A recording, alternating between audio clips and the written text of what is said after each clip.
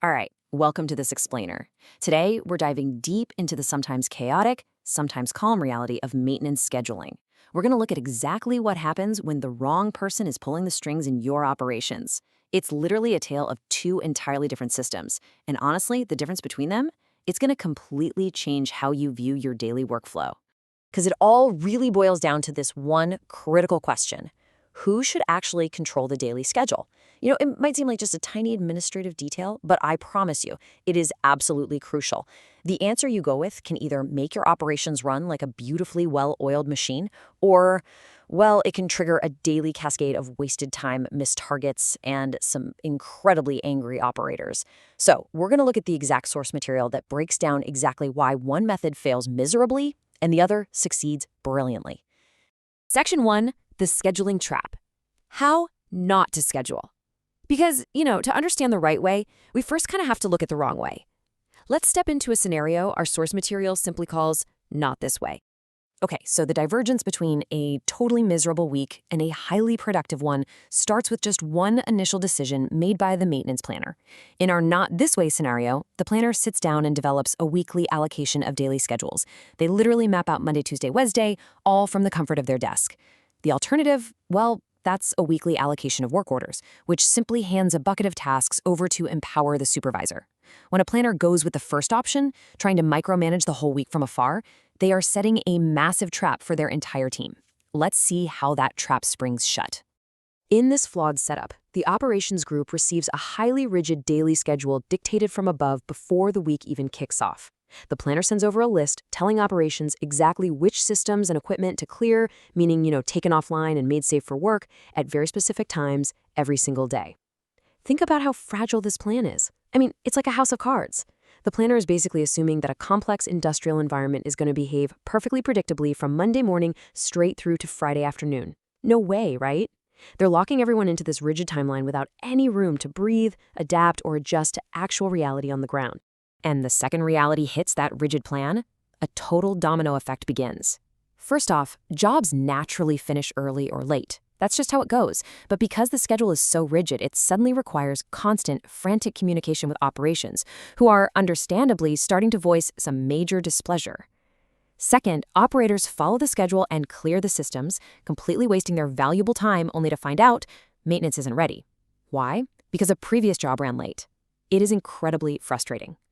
Ultimately, this whole breakdown makes the supervisor actually miss the old, clunky system of one-by-one assignments. Because, at least then they knew maintenance personnel would actually be ready when the equipment was cleared.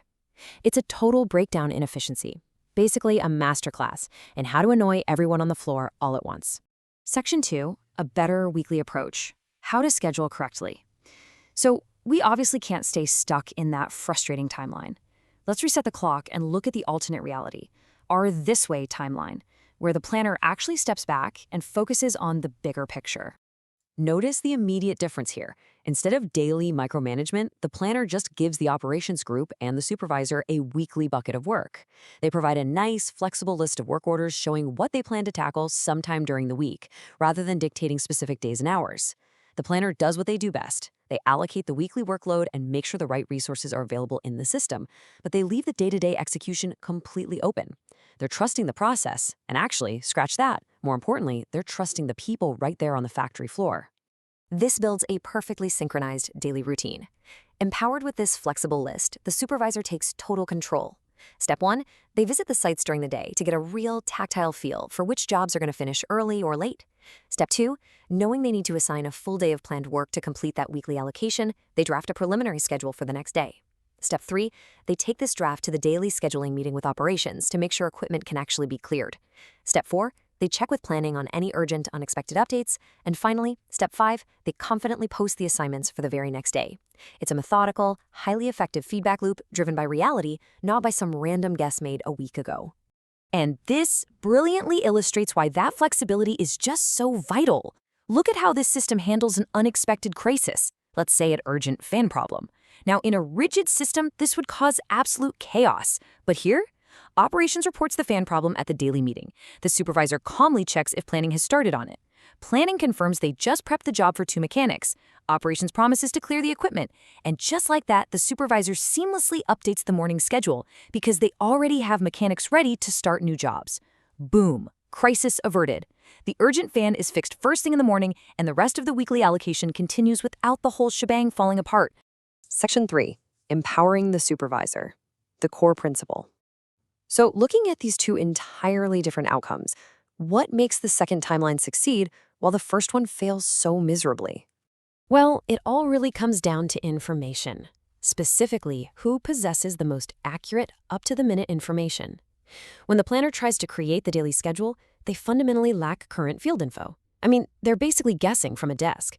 But when the supervisor creates the daily schedule, they have the absolute latest field progress. They've looked the mechanics in the eye, they've seen the stubborn bolts, they know exactly who's finishing early and who's running late.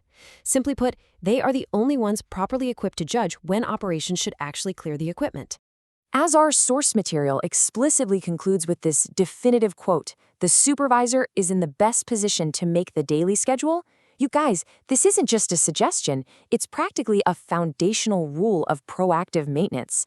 The person with the boots on the ground, who is actively managing the human elements and the mechanical realities of the day, absolutely must be the one who owns and creates the daily plan. Trying to bypass them doesn't create efficiency, it just creates a massive bureaucratic nightmare that frustrates everyone from the operators right down to the mechanics. Now, just to be totally clear, this doesn't mean the supervisor just goes off and does whatever they want.